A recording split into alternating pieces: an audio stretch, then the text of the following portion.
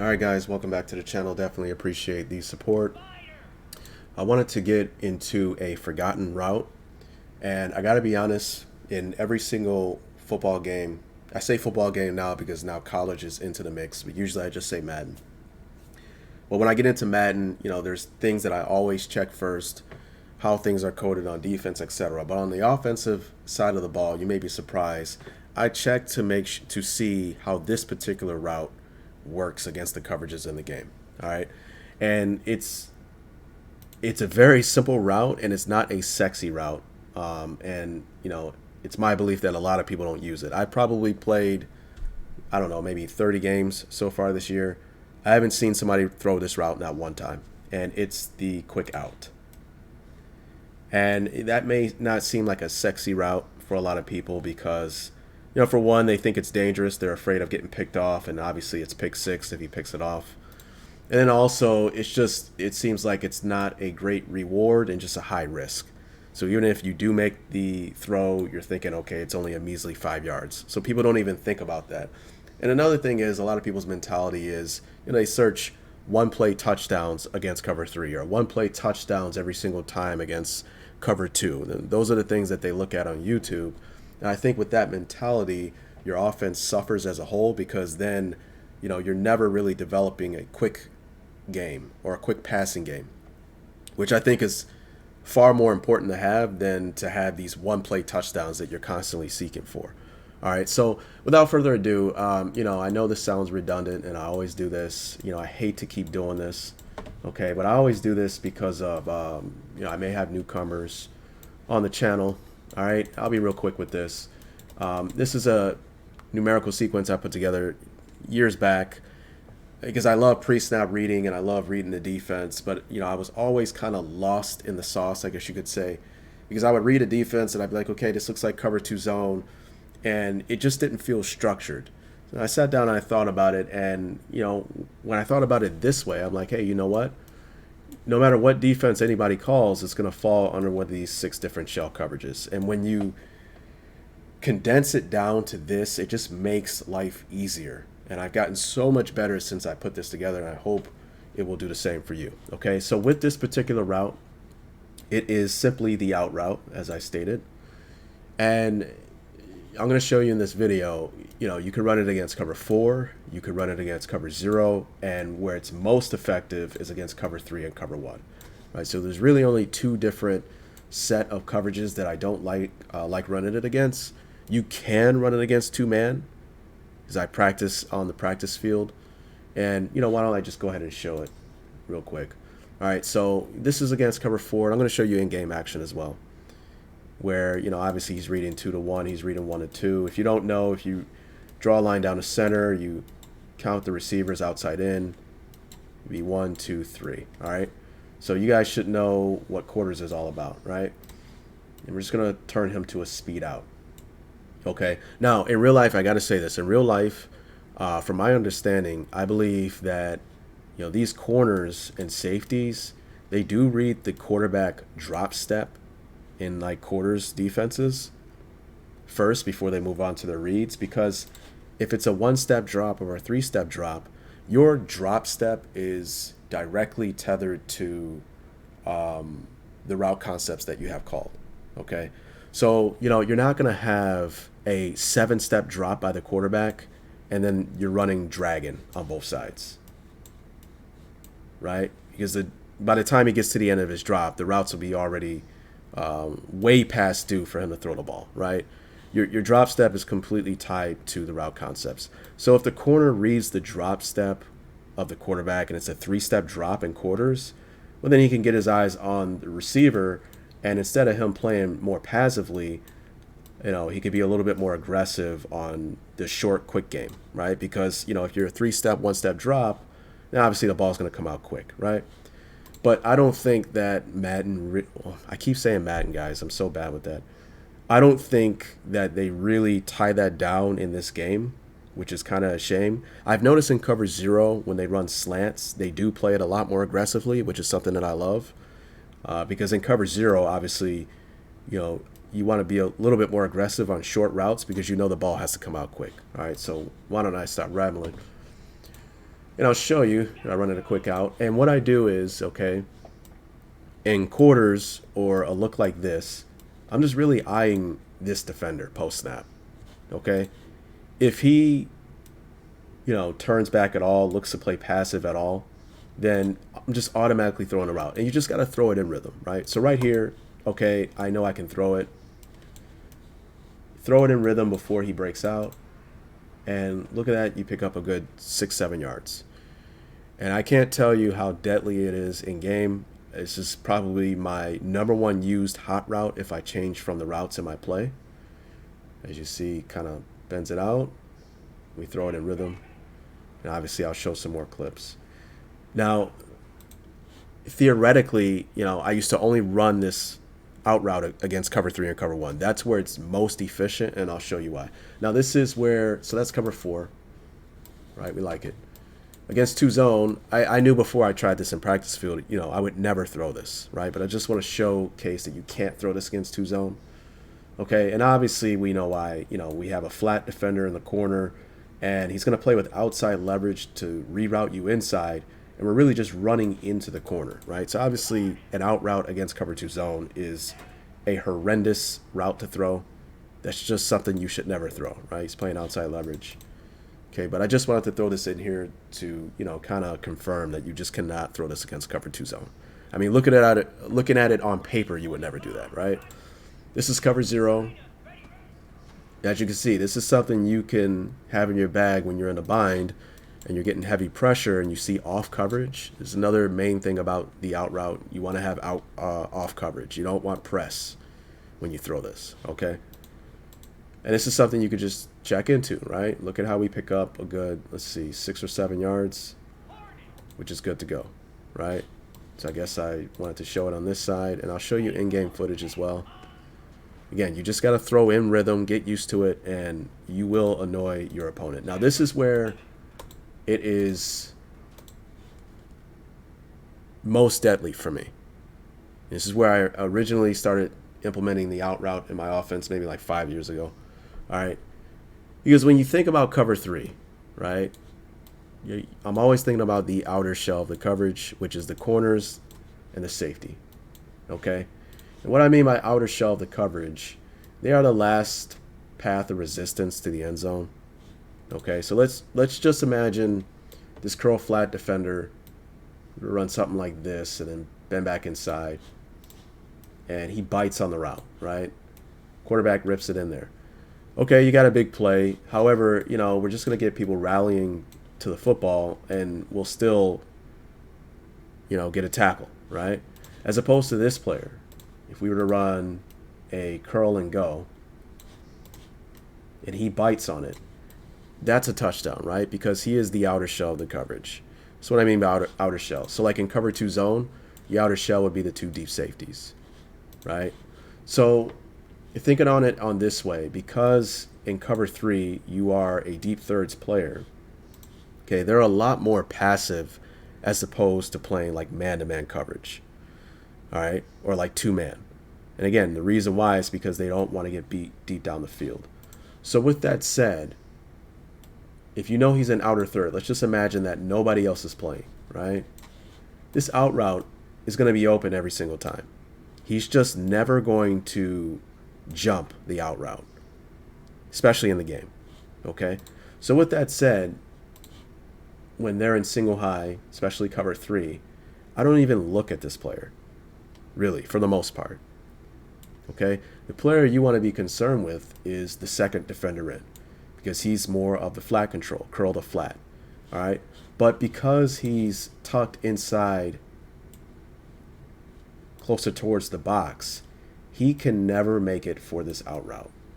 He just can't make it, right? The further inside he is, the more, like, it's just impossible for him to make this throw, right? So at the snap of the ball, when I do against single high, I'm really looking at this player, and he kind of dictates if I'm going to throw it or not. 98% of the time I'm throwing it, right? So we're going to snap the ball. Snap it right here. Right here, I just know, even though he's pinning out, trying to flare out of there, he just can't make it for this throw. And again, we're not concerned with this player, right? Because he's just never going to jump that because he's the outer shell. All right, so you'll see me throw it in game. Again, watch this player. I mean, ball's out, right? There's nothing he can do.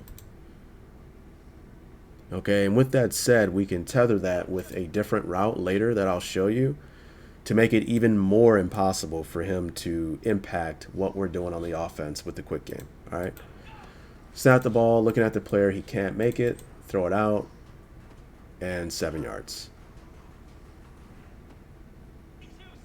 Telling you, I throw this route so many times in game. I think this is cover one man.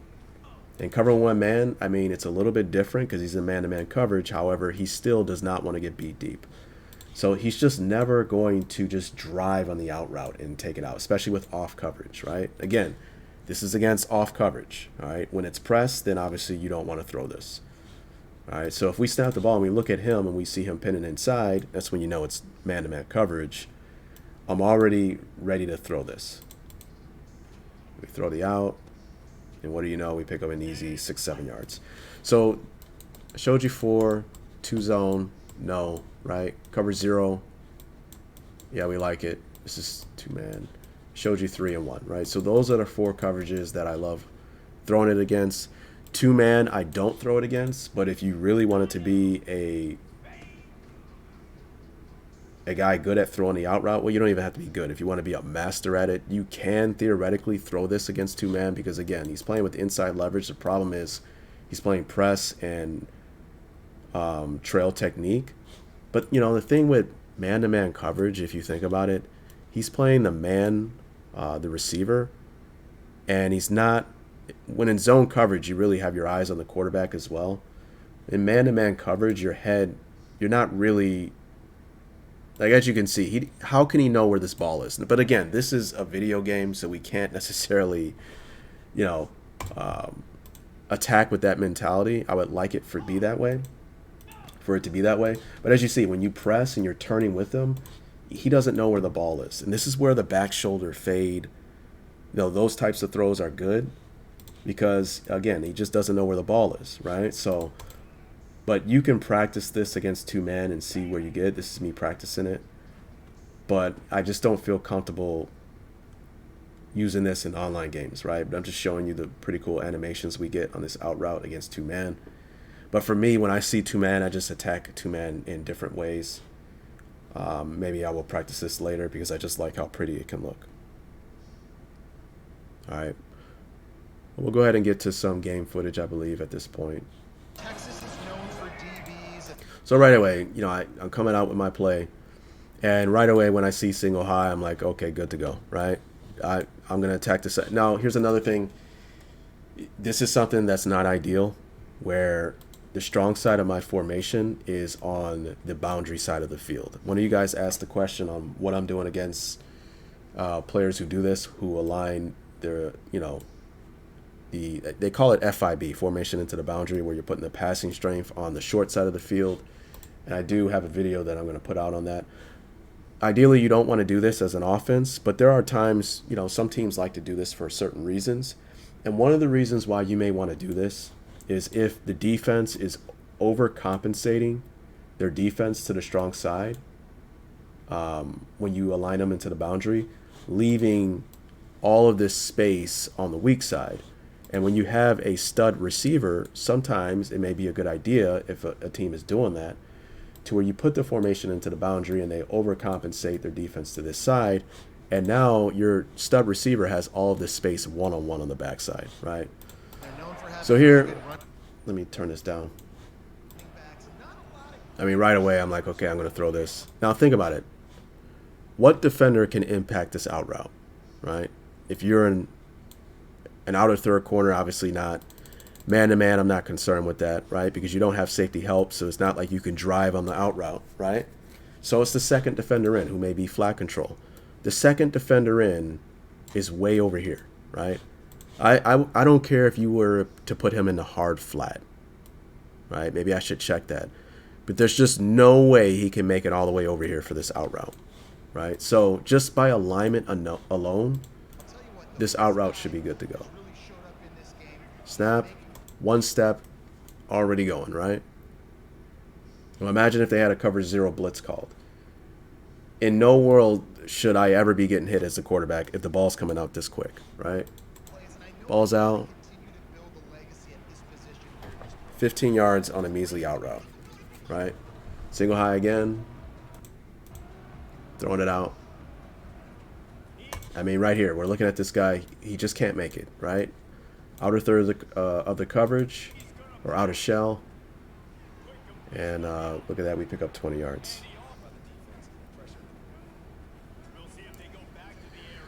Nothing more to explain here. Snap. Can he ever make it? Absolutely not. So this is where, I like, from running trips, with the back here, it tucks the second defender in closer to the box, which opens this up even more, right? Because if he was playing flat control, at the snap of the ball, he would just never make it, right? It's a little bit different when you play in 2x2 sets, which obviously is something that I love to do with spread. But there's something we can do about that, and this is where I throw this in. So last year, this is from, if you don't know about this guy, his name is NFL Honest on Twitter. He was a quarterback consultant in the NFL. I don't know what else he did in the NFL, but he puts out a load of information that you need to check out. Definitely go follow him on Twitter. And he put these, I didn't put these together. This is his stuff that he put on Twitter last year. And these are 2-route hot alert checks. So I went over this last year where, because I run spread, I like to have, these types of checks that I can add in at the line of scrimmage when I get the perfect look, right? So this is where I came up with the slout concept. If I got 2-man, where I would have an out by the 2 and a slant by the number 1. We're trying to get a rub-off action, etc., right? Well, when we think about single high, so we got 1, let's say we're in spread. So maybe I should get to a clear screen. Right, and then these are names for them. Thunder. Obviously, there's names you could just come up with. I went over clown last year, something that I loved against cover 0 with the on and off coverage on the 1 and the 2. Okay, this is where I show it. So think about it. So now we're in a 2x2 set, right? This was a good transition. We're in a 2x2 set, right? If we had this guy over here, then this guy would be tucked in to the core of the formation, right? There would be no reason for him to be here. And with that said, there would be way more space to throw this out, and we wouldn't be concerned about this player being here to impact the throw, right? But in a 2x2 set, he's out further as a cover down on the number 2, right? So even in this situation, it would be harder for him if he was just a direct flat. I think it would be harder for him to make this make up all the grass to impact this out. But what can we do to complement this out route, right, against single high? Let's say we get cover 3 and he's the curl flat. Okay, what can we do to complement this to make this even better? This is where you get into complementing routes, coming up with your own route alert checks, right? And College 25 allows endless capabilities of doing that because of all the different hot routes we're able to utilize in the game, right? Post, bang eights, triple option, all that stuff. Well, how about this?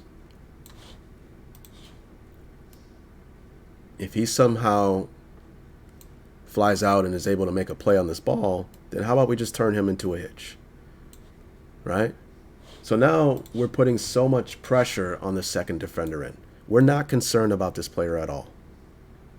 We're really not, right? If you make it out there, well, who's available for the hitch, right? However, if you hang on the hitch, then the out route is wide open. So this is a route combination that I that I utilize while I'm in spread against single high in my quick game, where I have an out and a hitch. I don't know what to call it. You can come up with whatever nerdy language you can, I don't know, hummingbird, whatever you want to call it, right? But it's just an out and a hitch. And what I do is I just eye this defender, right? If he sits on the hitch and looks to reroute this guy, this out is just going to be wide open every single time. If he widens out and gets outside of the number 2, then we could throw the hitch every single time, not expecting him to make it. So I'll show it here. There's our route combination there. Okay, he's cooked. Yeah, I mean, there's nothing he can do, right? The second he steps inside, right away I know I'm throwing the out. And I do this all the time. I have a lot of different clips on this, but I'm just going to show you this one clip. It just so happens that my opponent was actually usering the corner. I was pissing him off in this game. I went over the Bang 8 play. I don't think I've released that yet to the public. But I was running that a lot, and this guy was pissed off. Well, as you can see, right? So I found it surprising that he was the corner here. But this was my first time running this route in the game, and I just knew he's just never going to. I mean, it's funny because, you know, think about it. You know, if you had to user the outside corner in cover 1 or cover 3, what are you most concerned about? You're concerned about letting somebody get behind you, right? So it just plays into what the defense is all about. You really just don't want to give up that big throw. So it just makes you a non-factor in most cases in jumping an underneath route.